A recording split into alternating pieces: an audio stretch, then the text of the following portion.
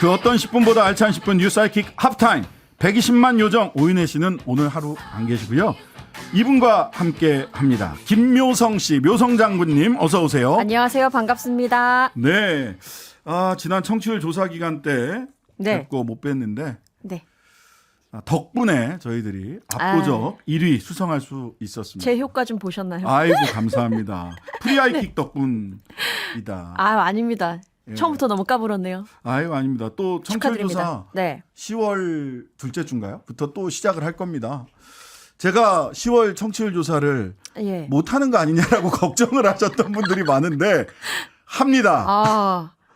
예. 꼭 하셔야 됩니다. 예. 별일이 그거죠? 없으면 합니다. 별일 없으면이라는 단서가 붙으니까 다시 또 이렇게 갑갑해지네요. 예, 그때도 꼭 잘 부탁드리겠습니다. 예. 프리하이킥. 그날에 오기를 바랍니다. 네.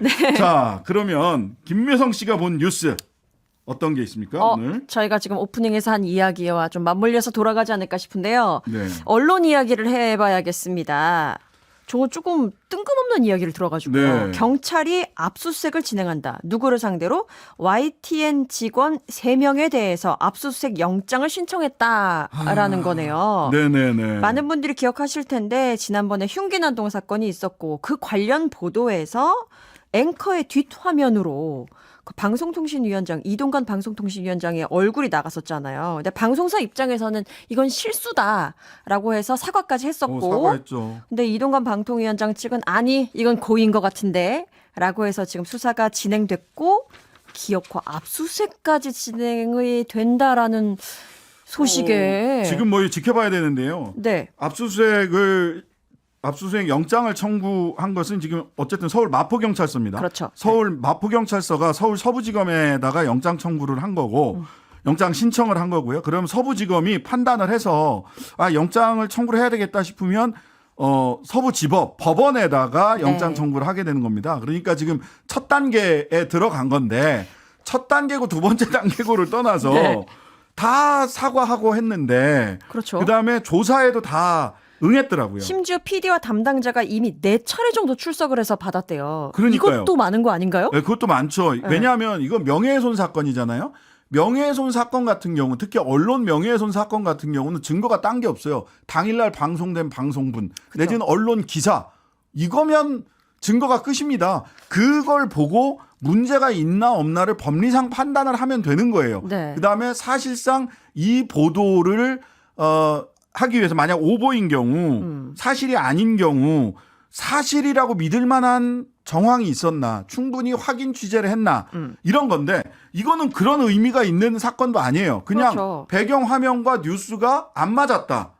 실수잖아요. 사실 방송에서 많이 그런 실수들이 있죠. 그럴 수 있어요. 네. 그전에 SBS에서 검찰 내지는 뭐 등등등 해서 소위 일베에서 만들어서 유포한 온라인 이미지를 갖다 썼다든지 이런 일들이 있었는데 압수수색이 있었습니까? 심지어 그때는 고의성 논란이 지금보다 훨씬 더 심했죠. 그랬죠. 왜냐하면 그게 거듭됐었기 때문에. 예. 그럼에도 그때 압수수색이나 뭐 수사에 대한 이야기는 제가 듣지 못한 것 같은데. 예. 네. 아니 일단 명예훼손 혐의에 대해서 압수수색을 한다는 것 자체가 네. 저는 이게 법상 이게 뭐 법상 하지 말라는 게 있지는 않지만 네. 이 법의 성격상 납득하기가 좀 어렵다라는 거고요. 그 다음에 어떡합니까? 이때 방송 그 대상자가 압색 대상자가 YTN 소속 PD와 그래픽 담당자. 진짜 고생이 많네요. 주조실에 있었던 PD는 바로 이거를 교체하지 못했던 것에 대해서 일정한 책임이 있을 수는 있으나 실수지 않을까요? 그래픽 사실 담당자 어떡합니까? 그런 거 또? 있잖아요. 우리가 방송을 하시는 분들은 많이 아시겠지만 뒤에 화면이나 자막 같은 거는 그때그때 사람이 이렇게 눌러가지고 들어가는 그럼요. 거잖아요. 맞아요. 우리가 예를 들어 SNS 뭐 카톡 메시지를 보낼 때 스티커를 화난 메시지를 보내야 되는데 잘못 클릭해가지고 예. 웃는 게 같다. 약간 이 맥락과 크게 다르지 않거든요. 그렇죠. 자동 완성 기능 잘못 써가지고 그렇죠. 크나큰 오해가 발생하는 네. 일들이 그래서 있지 않습니까? 저는 의도가 있다고 해도 그 의도가 있음을 증명하는 것도 어려운 거고. 불가능에 가까워요. 그러니까 이거는 제가 보기에는 이 명예훼손은 아까도 말씀드렸다시피 이미 방송분이 있어요. 네. 그리고 4번이나 조사를 했어. 그럼 거기서도 뭐가 안 나오면 여기까지인가 보다 하고 수사를 그 수준에서 정리하는 것 또한 형사소송법이 예정하고 있는 수사의 이념 중에 하나입니다.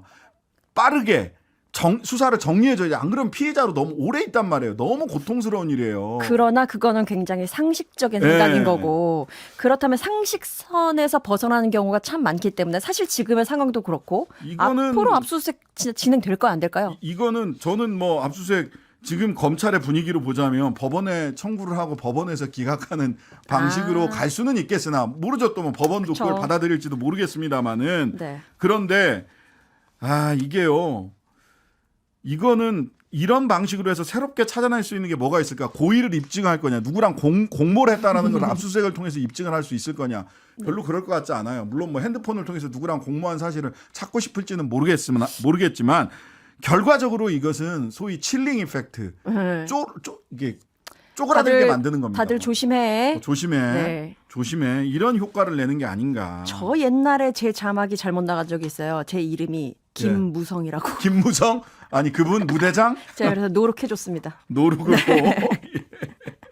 이것뿐만이 아니죠 사실은. 그렇습니다. 언론 오늘 관련한 뉴스가. 이동관 방통위원장이 오늘 국민의힘 가짜뉴스 근절 입법청원 긴급 공청회에 참석을 했습니다. 네. 여기서 정말 많은 이야기들을 했는데 그 이야기들을 하기 전에 물론 대통령이 임명을 했어요. 그런데 뭐라 그럴까? 이 공청회에 참석한 것, 국민의힘 어떤 한 정당이 마련한 공청회에 참석을 한다는 게 가능한 건가? 아니 저는 괜찮은 건가? 공청회에 네. 참석은 할 수 있다고 봐요. 그래요? 참석은 할 수 있어요. 그렇다면 여기서 한 말이 조금... 문제라고 봅니다. 그렇군요. 한번 제가 짚어드릴게요. 예. 진보 좌파 세력이라는 진영이 가짜뉴스로 선거판을 엎으려는 시도를 맨날 했다. 지난 대선에서 벌어졌던 것이 윤커피 사건이다.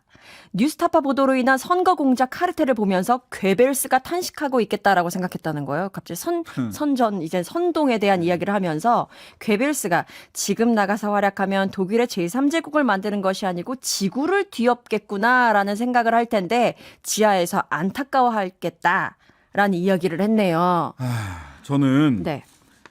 이게 자기들끼리 모여서 국민의힘 의원들끼리 또는 당직자들끼리 모여서 이런 얘기를 하는 것도 사실은 그 메시지 자체가 정무적으로나 네. 이 방송통신이라고 하는 언론의 자유라고 하는 측면에서 적절한가 질문을 던질 수밖에 없는데요. 그런데 방송통신위원장이 네. 그 자리에 가서 언론의 공정한 언론 방송통신 운영을 위해서 우리는 이런 거를 준비하고 있습니다. 입법부에서 많이 도와주십시오. 이런 얘기를 할 수는 있다고 네. 봐요. 그런데 방송통신위원회는요. 통신사업의 공정한 경쟁 환경의 조성, 그다음에 방송통신사업이 공공의 이익에 부합될 수 있도록 하는 것, 국민의 권익보호와 공공복리의 증진, 독립적 운영 보장, 네. 방송의 자유와 공공성, 이게 방송통신위원회의 설립 목적이에요. 방송통신위원회의 설치 및 운영에 관한 법률 제1조 목적에 그렇게 돼 있습니다.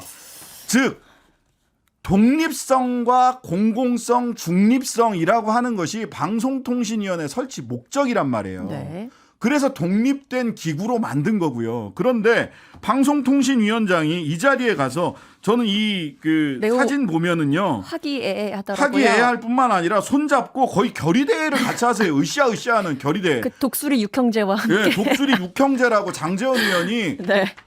소위 거기 이제 방송통신 뭐 박성중 의원부터 예, 해서 박성중 네. 간사부터 시작해가지고 이런 분들 같이 모여가지고 막 으쌰으쌰를 하고 계시거든요. 이 사진 찾을 수 있으면 찾아서 한번 보여주시면 좋을 것 같아요. 영상도 얼마나 봤는데 결의결사하고 계신가.